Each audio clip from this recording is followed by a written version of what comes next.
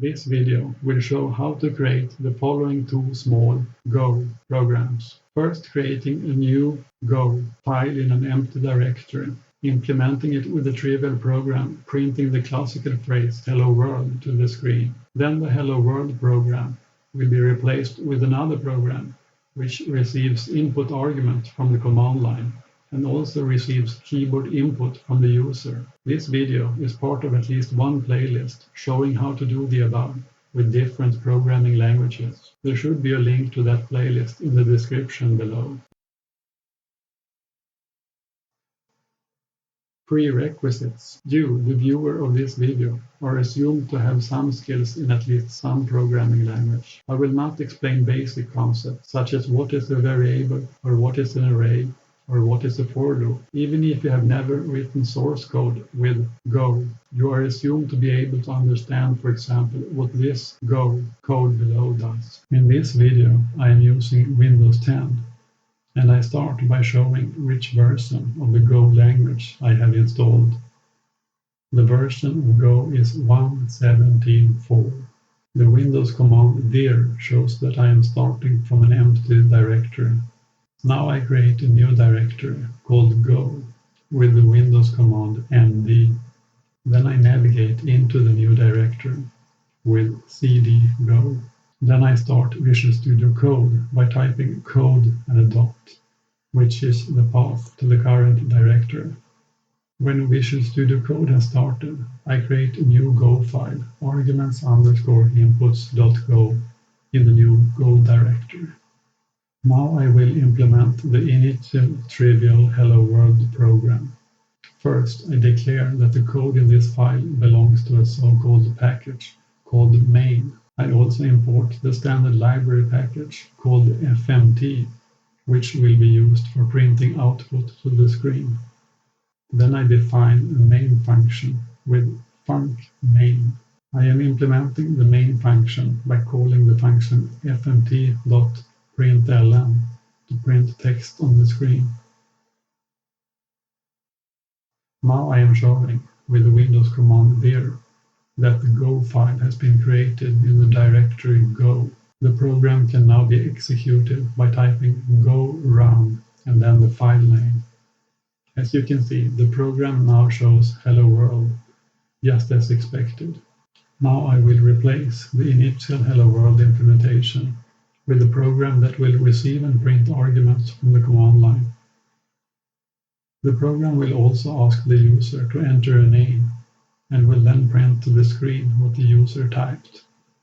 For this purpose, I have prepared some pseudocode that I will paste into the program, but within comments, since of course it would not be possible to execute.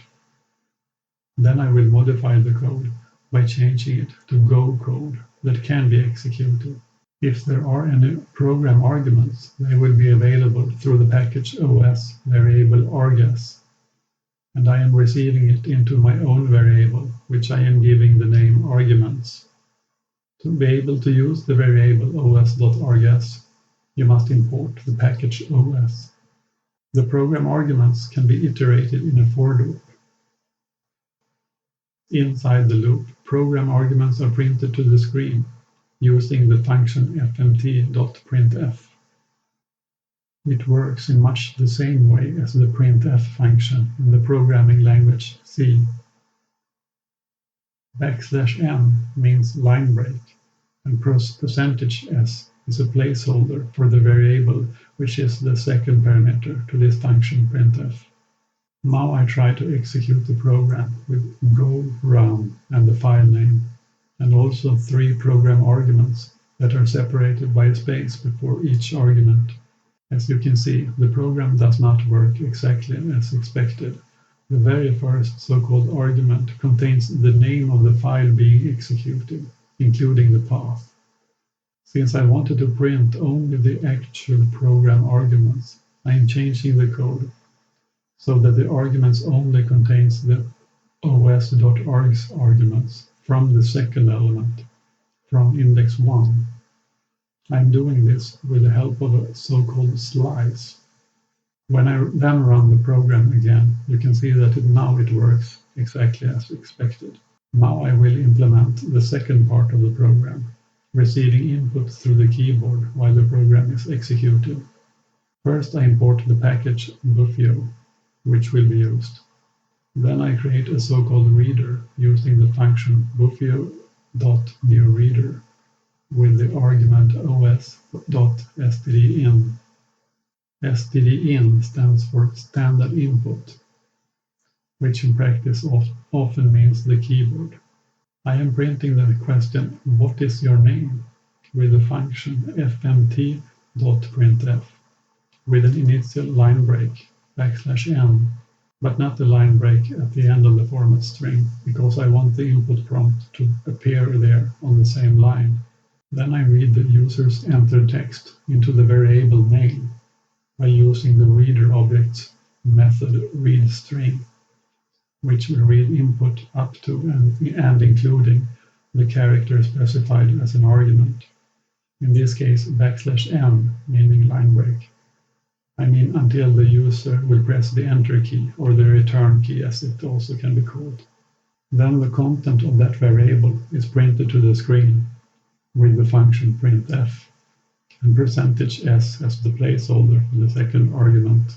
When the program is now executed, you can see that it works, but there is a line break character, too much, printed at the end. The reason is that the string returned by the method readString includes the method argument \n, which is the line break character.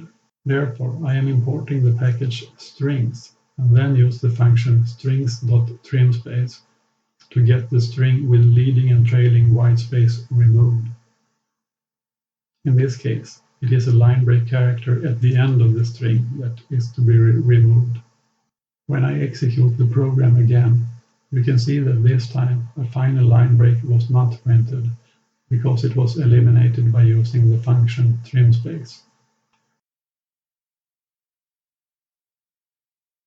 Finally, I will show an alternative way to receive input from the keyboard.